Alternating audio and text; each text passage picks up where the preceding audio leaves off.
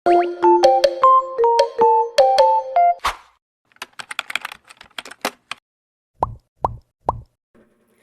guys! Welcome to my channel at magandang buhay sa lahat. Today is April 21, 2026 and today is my rest day. Now, kagigising ko lang at kababangon ko lang sa higaan. Kaya naman humihikab pa ako at inaantok dahil this last few days ay busy ako sa work ko at naka-duty ako sa work ko this last few days. At ito na nga, rest day ako ngayon. Kaya naman free na naman ang time ko at available ang panahon ko para makapag-content at makapag-vlog. Fast forward tayo, nandito tayo sa favorites kong spot, ang dining table set. Ngayon, nagtitimpla ako ng favorite kong kapeng barako. Flex ko lang sa inyo ang kape na iniinom ko, Nescafe Pure Black Coffee. At nilalagyan ko to ng konting asukal na puti. Ayoko kasi ng masyadong matamis. Ang gusto ko sa kape ay yung agaw ang pait at agaw ang tapang. Kaya naman minadali ko na ito at itinimpla ko na rin agad. 2 stick ang tinitimpla ko at konting asukal lang. Mas gusto ko kasi yung matapang at mapait. Ayoko ng matamis. Kaya naman, ito na. Itinimpla ko na ang favorite kong kapeng barako. Alam nyo naman, hindi ako pwedeng kumain hanggat hindi ako nakakainom ng kape dahil ito ang hinahanap-hanap ko. At palagi ako nagkakape paggising, pagkain, at bago naman matulog. Pero syempre after kong magkape ay umiinom din naman ako ng maraming tubig para iwas sa sakit na UTI. So, kukwentuhan ko kayo kamusta naman kayong lahat? Alam ko lahat sa inyo, sa mga nanonood, ay busy din sa mga buhay-buhay at busy din sa mga hanap buhay kagaya ko. Well, this last few days, busy talaga ako sa work ko sa Lazada dahil may duty ako nun sa production ni Lazada. Kaya naman ngayon na nagkaroon ako ng rest day ay pagkakataon ko naman para makapag-content at makapag-vlog. Dahil available ang panahon ko at free ang time ko para mag-shoot ng videos. So ngayon, ang aking ipapakita sa videos na to ay marami. Pero surprise kung ano muna yon. Siyempre, isa rin yun sa mga daily routine na ginagawa ko tuwing rest day ko. At siyempre, kasama din doon ang aking cooking show. Well, mamaya, mapapanood nyo yan at makikita nyo yan dito sa for today's video na ginawa ko. Kaya naman, hindi ko na patatanggalin. Hinihigop ko na ang favorite kong kaping barako. Sarap na sarap ako. Fast forward tayo. Dito tayo ulit sa dining table set ko. So, ipapakita ko sa inyo yung takalan ng bigas ko at yung gunting. Bakit? Dahil habang nagkakape ako, gusto ko kumikilos ako para hindi aksayado sa oras. Ipapakita ko rin sa inyo ang kaldero na ginagamit ko pang saing dahil magsasalang ako ng sinaing na kanin. So, importante kasi sa akin ang bawat segundo at minuto. Kaya gusto ko, habang nagkakape ako, ay may nagagawa ko. So ito, i-flex ko lang sa inyo ang bigas na sinasaing ko. Ito ay Saka Milled Rice. Binili ko lang yan dyan sa tapat sa Dali Store. Ang Dali Store ay kapitbahay ko lang at walking distance lang dito sa tinitiran ko sa relatives ko. So ito na nga, hindi ko na ako magtatagal. Magsasaing na ako ng kanin at ipapakita ko sa inyo kung ilang taka lang isasaing ko. Ganito talaga ako. Tuwing magkakape ako, gusto ko may ginagawa ako. Kasi gusto ko habang nahigop ako ng kape, ay kumikilos ako. Alam nyo naman, matagal akong magkape, di ba? Naabot ako ng 1 oras pag nagkakape. Ganun kasi talaga ako, kaya para hindi aksayado sa oras is habang naghumihigop ako ng kaping barako, is kumikilos ako. Para habang nagkakape ako, ay may nagagawa naman ako.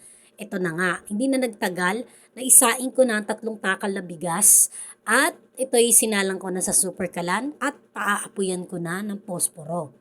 So, 3 takal na cups ang sinaing ko dahil nandito na yung kasama yung lunch, dinner, at kung may matitira man ay breakfast ko kinabukasan.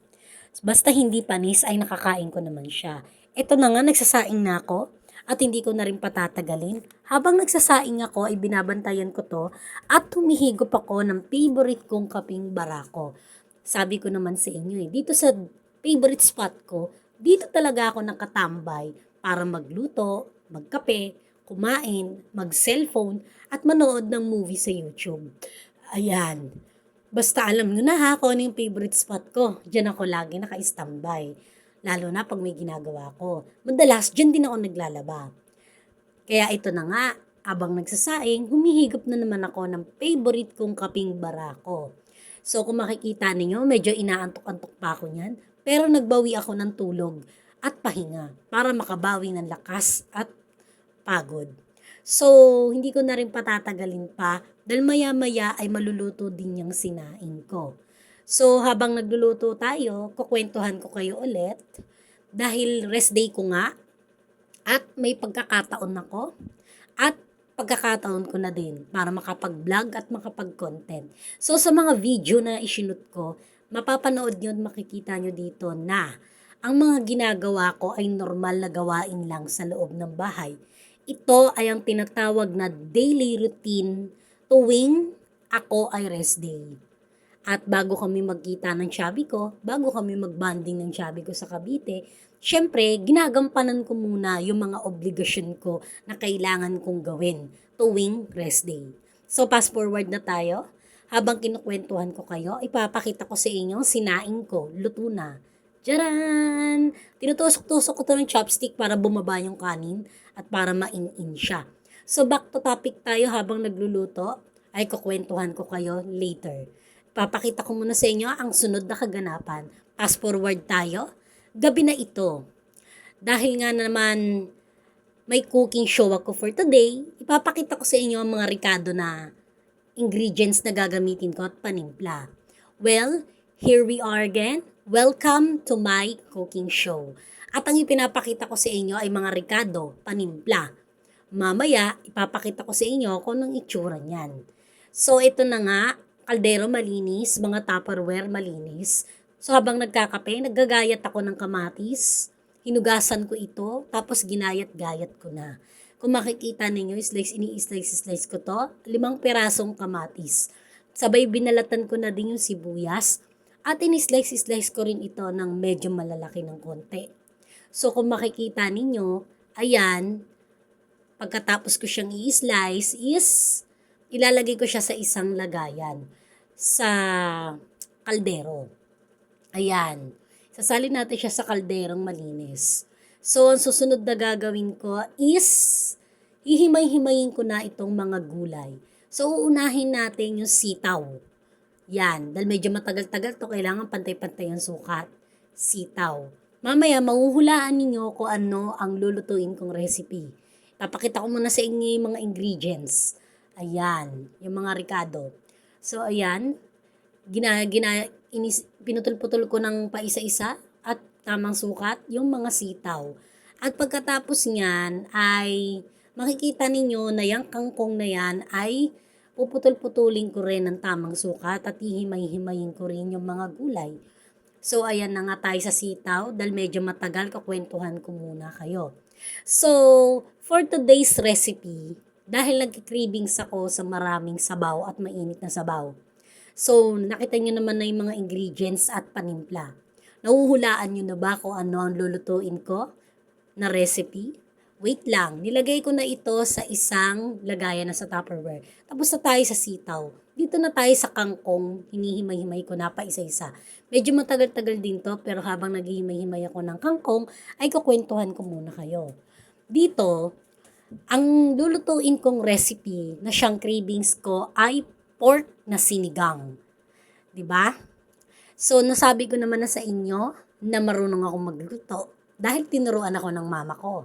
Siyempre, kapangpangan kami, kaya natural lang na marunong kami at normal na marunong kaming magluto. So, ito na nga. Kung makikita ninyo, hinimay-himay ko na yung dahon ng kangkong. Pati yung tangkay ng kangkong, hinimay-himay ko na. Medyo natagalan ako dyan ha, kasi ang daming yan eh. Gusto ko kasi sa sinigang is masabaw at maraming gulay. Actually, yung karne na binili ko, dyan lang sa Talibapa, sa halagang 100 ay kalahating timbang na. So, yun ay lulutuin ko. Pero may kasama siyang, ang sinigang alam nyo naman, may kasama siyang ricado na gulay. So after ko nang mahimay-himay si daon ng kangkong, susunod na natin yung tangkay. Sinalin ko sa Tupperware. So back to topic tayo. So ayun na nga, gulay ang lahok nito. So, syempre, gusto ko sa sinigang ay yung maraming gulay at maraming sabaw. Marami namang laman. Syempre, baboy yun, karne. May laman naman talaga, di ba? Pero mas gusto ko yung marami akong gulay na panlahok. Ayoko nang tinitipid sa gulay. Ganun ako pag nagluluto ako, ayoko nang tinitipid sa ingredients, ayoko nang tinitipid sa panimpla. Gusto ko kasi, kahit sabihin mong halagang 100 at kalahating kilo lang yung baboy na karne na binili ko, is talagang bawi naman sa sabaw at sa ricado. Lalo na gulay ang ricado ng sinigang. Gusto ko talaga is marami siyang lahok at may sabaw siya, marami. So yung sinigang na yan, pustahan tayo. Hanggang kinabukasan ko yan mauulam. Dahil mag-isa nga lang naman ako dito sa lulutuin kong sinigang.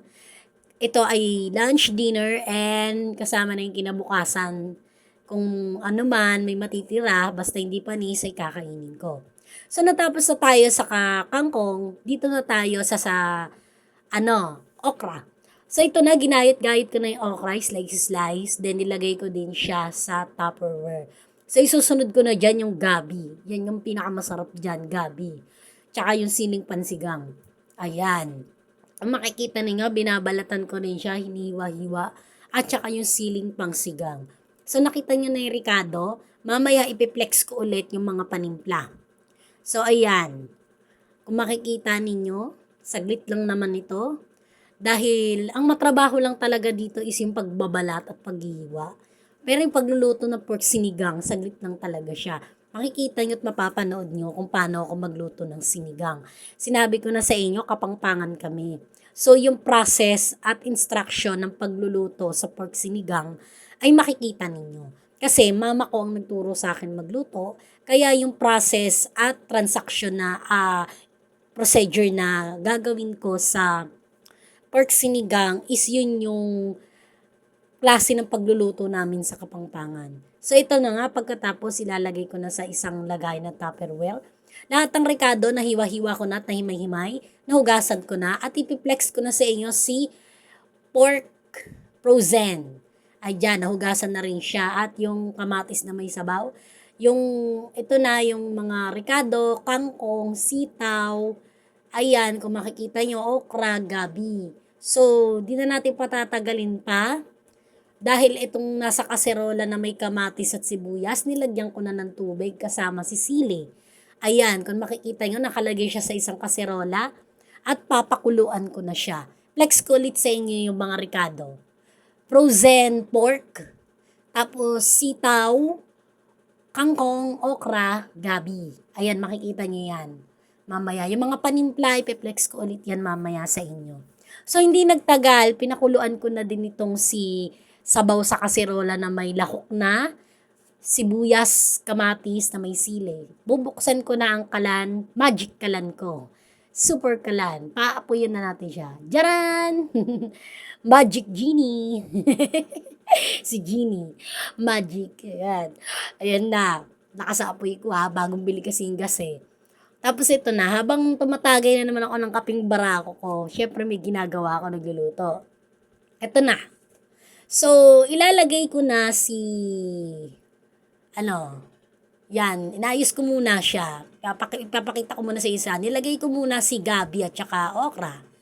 Ayan. Pakukuluan natin si chicken frozen. I'm sorry. Pork frozen. Pork sinigang pala yung niluluto ko. Sorry. Mahilig kasi ako sa manok eh. Ngayon lang ulit ako nagluto ng baboy. Ayan. Madalang lang kasi ako kumain ng baboy kasi ang baboy is nakaka-high blood. Eh, ang chicken, favorite ko yun. Ito na, kung makikita yung mga panimpla, flex ko yan sa inyo mamaya. Tatakpan na natin siya at pakukuluin ng 15 minutes to 20 minutes. After 15 to 20 minutes, kumulo siya, haluin muna natin saglit. Pagkahalo, ilalagay na natin si sitaw. Ayan. Tapos yung tangkay ng kangkong. Ayan. Para madali siyang maluto, pakukuluan natin. So, ayan, nakita naman na ninyo. Yan. Nakita nyo kanina, ulitin ko pinakuluan ko siya sa sabaw. Yung sa kaserola, nagpakulo ko ng sabaw, ang rekado ay kamatis, sibuyas, sili. So, after ko paapuyan, nilagay ko si gabi at okra para madaling lumambot yon. Kasama na yung pork frozen. Tapos, pagkapakulo ng 15 to 20 minutes is, ayan, kung makikita ninyo, is sinunod ko na yung sitaw, tangkay ng kangkong, at tinimplahan ko na ng panimpla na betchin at asin. Ayan, nakita ninyo kanina, 'di ba? Nilagyan ko ng betchin at asin. Na-flex ko naman. So, ayan na, hinalo-halo ko siya ng mabuti. After that, pakukuluan din natin siya ng 15 to 20 minutes. So, para sure is 20 minutes. Yan. Matagal talaga magluto ng pork sinigang kasi kailangan pakuluan mo yung, hindi lang sabaw ang pinapakuluan dyan ha, yung karne na baboy. At higit sa lahat is yung mga ricado. So, after nyan, ilalagay ko na din yung kangkong na dahon. Yon. So, pagkapakulo ng 20 minutes, ilalagay ko na yung kangkong. Mamaya ulitin ko ulit sa inyo ha, para maintindihan nyo yung instruction. Ayan. Kung makikita naman ninyo, ilalagyan ko na ng konting patis. Ayan. Pagkalagay ng patis, is lalagyan ko rin ng sinigang powder. Ayan. Kung makikita ninyo, nilagyan ko siya ng sinigang. So, isusunod ko na rin yung pork cubes. Pang sigang. Ayan, para mas masarap lalo. So, after naman yan, makikita ninyo dyan is hinalo-halo ko siya. So, after that, tatakpan natin ulit at pakukuluan natin ng 20 minutes para sure. 'Di ba? Bakit matagal pinapakuluan? 'Di ba? Kasi sabaw yan eh. At hindi lang sabaw pinakukuluan dyan, yung baboy at saka yung mga ricado na gulay. So, ayan, hinalo-halo ko muna siya mabuti, then tinakpan ko na. So, after 20 minutes, jaran! Surprise! Ito na ang ating recipe for today's, ang pork sinigang. So, sa first instruction, ulitin ko ulit ang explanation sa inyo. Sa kasirola, nagpakulo ako ng 3 takal ng large size na baso. O, 3 to 4 yon na cups. Yan. Tapos, habang pinapakuluan ko yung tubig sa kaserola, kasama doon yung kamatis, sibuyas at siling pangsigang. Tapos, pagkasindi ng apoy sa kalan, sinalang ko na yan, isinunod ko nang inilagay yung gabi at saka yung okra. Kasi matigas yon para lumambot doon sa kasama sa sabaw. Tapos, sinunod ko din yung karne na baboy para mapakuluan din siya. Pinakuluan ko yon ng 20 minutes. After 20 minutes, nilagay ko na si sitaw at tangkay ng kangkong. Pinakuluan ko ulit siya. Pero tinimplahan ko muna ng asin at betchin. Pagkapakulo ng 20 minutes, after that, nilagyan ko na ng kangkong na dahon. Yung dahon na kangkong ha. Tapos, nilagay ko na din yung yung panimpla na sinigang mix at pork cubes. 'Di ba? After noon, pinakuloan ko ulit ng 20 minutes, 'di ba? Nakita niyo na kung paano ako magluto ng pork sinigang, lutong kapangpangan. So, ito na, flex ko na sa inyo yung sinaing ko. Nagsandok na ako ng kanin sa pinggan at hindi ko na patatagalin. Magsasandok na rin ako ng ulam para ako'y makakain na. So, ito na nga. Habang nagsasandok ako ng ulam is, makikita ninyo, dinamihan ko ng maraming sabaw. At hindi ko ito tinipid sa sabaw ha, 4 cups ng baso ng ice cream na large size. Yun. Gusto ko kasi pa nagsisigang ako is maraming sabaw. Kasi sabaw pa lang ulam na. O, di na makikita niyo yung sinigang, pe-flex ko sa inyo. Tignan yung mabuti. 'Di ba? O. Ipiplex ko din sa inyo yung vitamins ko. Shoutout sa mga nagtatanong kung anong iniinom kong vitamins. Ito po yung iniinom kong vitamins, ang ascorbic acid capsule. Ito ay may vitamin C, pampalakas sa pagkain, pampagana kumain, at pampahimbing ng tulog. Pag uminom ka ng ascorbic acid capsule vitamins, tamang kain, tamang tulog, at enjoy sa pahinga. Endorse ko sa inyo ang vitamins na yan. Dahil dyan, kaya tumaba ako lalo. So, kung makikita ninyo, lapang na lapang ang gagang si Judith dahil ginutom. Ginutom ako. Yan. Yan. Dinner na kasi yan eh. Hapon na kasi ako nagising. So, kahit hapon ako nagising, nakagawa pa ako ng vlog tsaka content, 'di ba? So, makikita ninyo yung karne na baboy na ninunguya ko, 'yan, iniipang ko yung kanin na may sabaw kasi mainit, eh, bagong saing yung kanin ko ta's mainit pa yung sabaw. Makikita ninyo, 'di ba? Mas malakas akong kumain ng kanin compare sa ulam. So, ito na, fast forward tayo. For today's daily routine na sinasabi ko sa inyo after ng cooking show ko is general cleaning to my own personal bedroom. Welcome sa aking kwarto. Ito po ang kwarto ko na tinutulugan ko dito sa relatives ko. So, ang kwarto ko is maliit lang. Good for one person. Ayan. Nakita nyo na yung kwarto ko. Pasensya na kayo Medyo madumi. Yan, matagal na kasi akong di nakapag-general cleaning dahil busy ako sa work. Dahil this last few days, may duty ako sa trabaho. So, ngayon pagkakataon ko na mag-general cleaning dahil rest day ko nga. So, ito na nga, naglagay ako ng sa isang batya ng tubig na may liquid dishwashing. Tapos, binaba ko na yung mga gamit sa, closet. Ang lilinisin ko ngayon is closet. Yan. Binabanlawan ko yung basahan, tapos pinupunasan ko ng 3 beses yung lagayan ng mga gamit ko, closet. Binaba ko yung mga hangers, sapatos, at yung banig foam na ginagamit ko. Papalaundry ko na lang siya. Yan. Paulit-ulit ko siya 3 beses ko yung pinunasan Medyo malikabok na. Sa mga hindi nakakaalam, maselan po ako pagdating sa kwarto ko. Totoo yan, maselan ako. Bakit?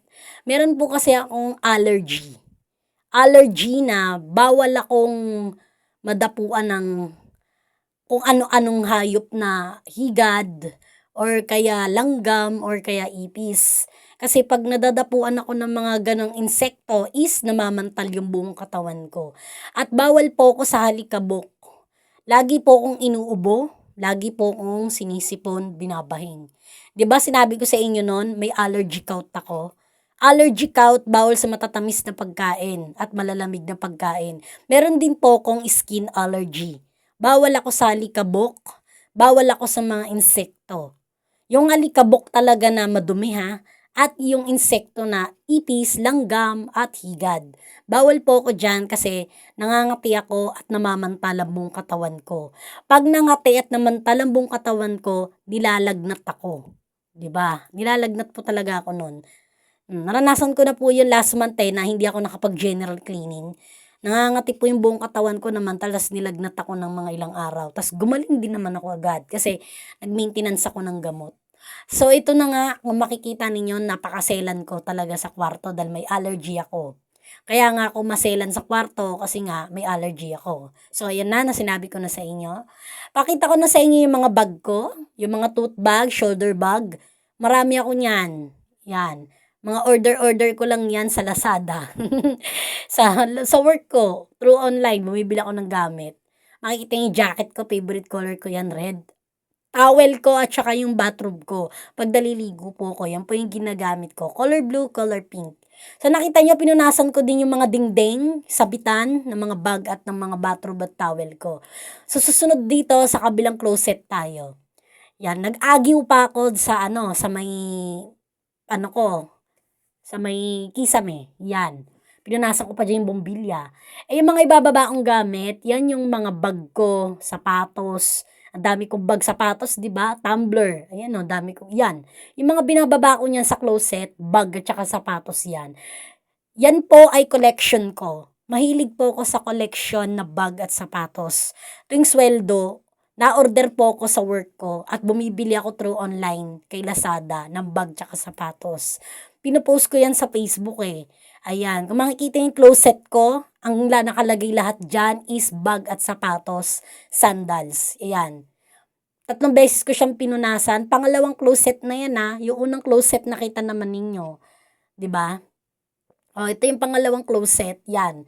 Loob, dingding, ilalim, gilid, sulok, at saka yung mga singit-singit at mga patungan, pinunasan ko ng maigi yan. 3 beses. Pabalik-balik. Yan. Para make sure na mawala yung alikabok at dumi. So, ito na nga, inayos ko yung laman ng, ng eco bag is dyan kasi nakalagay, nakasalansan yung mga bag, wallet, yun. Tapos mga ibang sapatos, yan.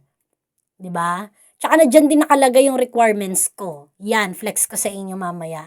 Yung requirements ko is, yun yung diploma ko na nakagraduate ako. Tapos, yun yung mga, ayan o, yan, diploma ko nung nakagraduate ako. Tapos, yung diploma ko sa pagka-graduate yun ha. Tapos, yung SS Pag-ibig PhilHealth ko. Tapos, life insurance. Yung police clearance, NBI, tawag dito, birth certificate, PSA, lahat po ng complete requirements ko ng mga personal dokumento ko ay nandiyan po sa isang envelope. So, nandiyan siya nakakasama sa mga bag sapatos ko. Sinalansan ko na siya. So, nabanggit ko na sa inyo. Pangalawang closet yan ha. Ayan. Dito po tayo sa pangatlong closet. Yan. Kung makikita nyo, babanlawan ko ulit yung basahan ng mabuti at pipigayin ko. Tapos, dito na tayo sa pangatlong closet. Ang mga nakalagay dyan is bigas, mga panimpla, yan, yung mga panimpla sa pagluluto, betchin, asin, magic sarap, ginisa mix, toyo, patis, mantika, suka, toothpaste, sabon, tapos toothpaste, sabon, shampoo, yan, tapos andiyan pa yung mga ko, yung bigas ko, tsaka yung grocery, yung isang bag na grocery na nasa eco bag. Makikita ninyo. Yan, nandyan siya. Yan. Diyan ko po yun nakalagay sa pangatlong closet. Ayan. Yan. Pupunasan ko ng mabuti kasi hindi ako kontento na basta punas lang hindi ako kontento. Gusto ko, para makontento ko, is pabalik-balik ko siya pupunasan 3 beses. Yan, okay lang mapagod ako kakapunas, at least make sure na malinis, walang alikabok, walang dumi. So, after that, binalik ko na rin si bigas. Yan, yung mga panimpla. Yan, kung makikita ninyo. Yan, isa-isa. Yan. Makikita nyo sabon, shampoo, toothpaste, napkin, nandyan. So, ayan. Pati yung mga lagayan ko ng abubot, yung lagayan ng vitamins ko, yan. Naayos-ayos ko na siya. Yung tsaa na galing sa boyfriend ko kay Chubby, yan. Yan. Minsan kasi hindi ako natutunawan sa pagkain, umiinom ako ng tsaa para makatai ako agad. So, ayan, makikita ninyo. Aligaga ako dyan kasi di ko alam kung paano ko i-assemble. Ang bilis kong naibaba yan, pero yung pag-assemble, talagang mahirap na. Kasi gusto ko maayos, sunod-sunod. Para pag kailangan ko is alam ko kung saan ko kukunin. Ganun ako eh. Ayoko kasi nung pag may kailangan ako, naghahanap ako. Gusto ko yung pag kailangan ko yung isang gamit or isang bagay, gusto ko, pag ginanap ko siya, makikita ko agad at madali ko siyang makukuha. Ganun ho, kaya ina-assemble ko ng mabuti pag nilalagay ko sa closet sa lagayan. So, nakita nyo na rin yung grocery ko nandun, isang bag na eco bag yun, kulay itim. So, after that, binalisan ko saglit yung katre. Fast forward tayo, dito na tayo sa pang-apat na closet. Ayan, kung makikita niyo yung mga travel bag ko, yung mga swimsuit ko, yung pang swimming, ayan. Makikita ninyo, nandyan siya.